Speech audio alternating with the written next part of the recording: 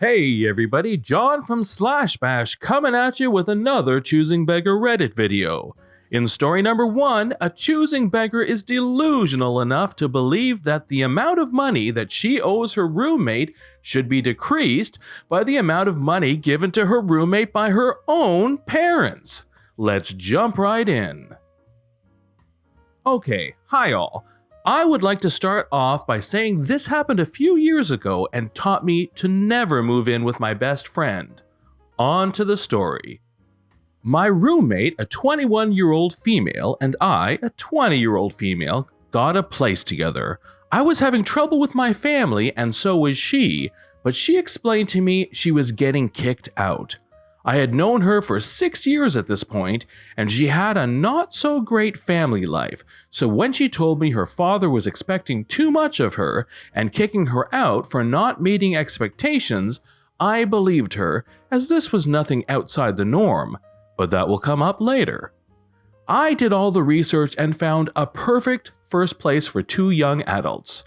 The rent was 1/4 our monthly incomes, within 10 minutes of both our works, and near 3 grocery stores, near our banks, near the post office, and in a good neighborhood overall.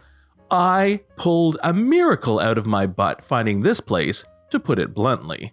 Except, insert sudden tale of woe as to how she lost her money for her half due to some schooling issues and a parking ticket, leaving me pretty high and dry based on how short the notice was. So what did I do? I ponied up the money and paid first month rent, deposit, and took care of filling the apartment with food and cleaning supplies. We had it set immediately that she would pay me an agreed upon amount each month to settle the sizable debt, although my naive self would later find things wouldn't work so prettily. Anyhow, after that, I had less than $50 to my name to last me about a month, as I had just started a new job and my pay wouldn't be coming for a minute. Cue my mother and stepdad, having a very heartfelt conversation with me and gifting me $400 as a housewarming gift for me to get set up. This conversation meant a lot to me and left a big impression on me. Lots of tears were shared. I was so happy with the whole situation, I told my roommate the story. Stupid, I know, and she zeroed in on the money I was gifted. So, she just gave you $400 for no reason? Not really, she gave it to me for apartment stuff and because I have no money right now. Yeah, but that's for the apartment, right? Our apartment. I start to see where she is going with this immediately, and I don't like it. Can the $400 count toward what I owe you? Since you got the money for no reason, we can make it for what I owe.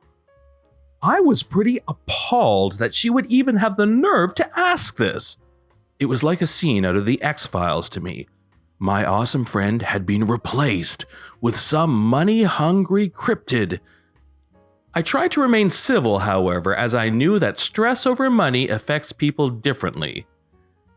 I don't think so. My mom gave it to me because she was proud of me. Not to pay your debt. It's mine, and why would you even ask that? She begins sulking, avoiding eye contact and mumbling her annoyance. These would be her norms when she didn't get her way over the next year. I really wish I would have gotten out of there sooner rather than later. I just thought that maybe that could work out since she just gave it to you for no reason. It would really help me out.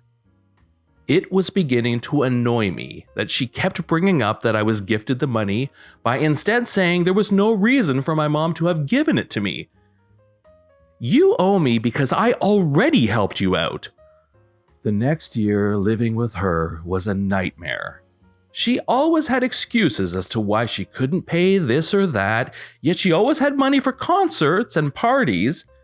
She never cleaned. Ever. She would leave piles of tissues in every room on the floor, would use my cups and leave half-full glasses of milk in her room to rot, just to name a few activities. I also found out that her slovenly nature was the real reason she was kicked out of her father's house in the first place. Both of her parents, over the years we lived together, would separately apologize to me out of embarrassment for their daughter's lack of cleanliness and her attitude. To her credit, though, she did eventually pay me back after about 3 years, immediately following which we cut contact, since the relationship had long since passed. In story number 2, it's a supermarket cashier versus choosing beggar showdown. Who is going to win? So I'm at Pick and Pay buying a drink and a newspaper before dashing off to work.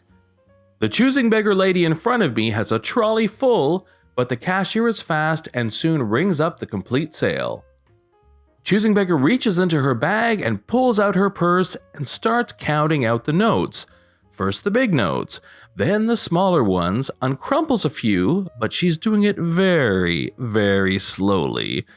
The cashier has this smile plastered on her face while trying not to roll her eyes. I'm dancing around on one foot in impatience, and line behind me is growing steadily.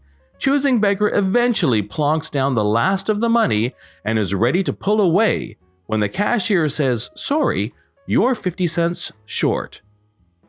Before the cashier finishes speaking, choosing beggar tears into her about how expensive stuff is, and didn't she just see her take every last penny out, and it's not her fault that food has gotten so expensive.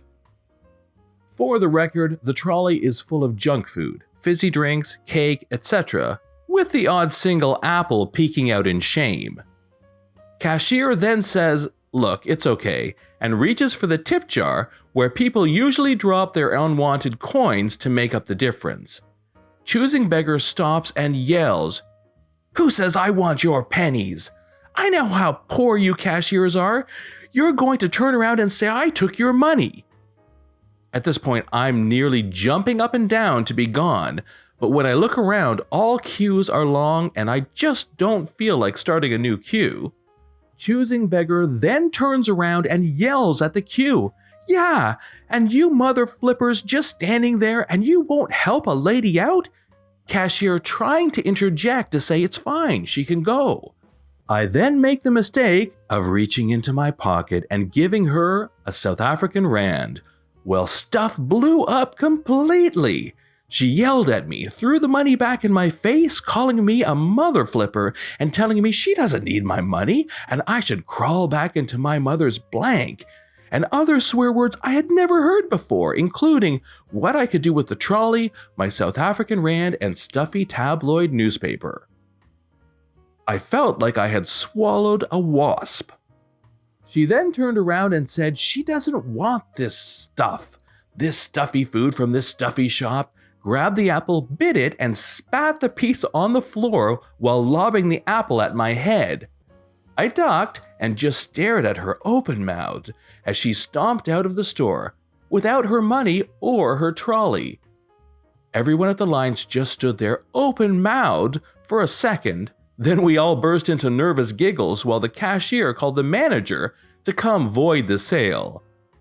The giggles turned into full-blown hysterical laughter when she sidled in a minute later to come and get her money back.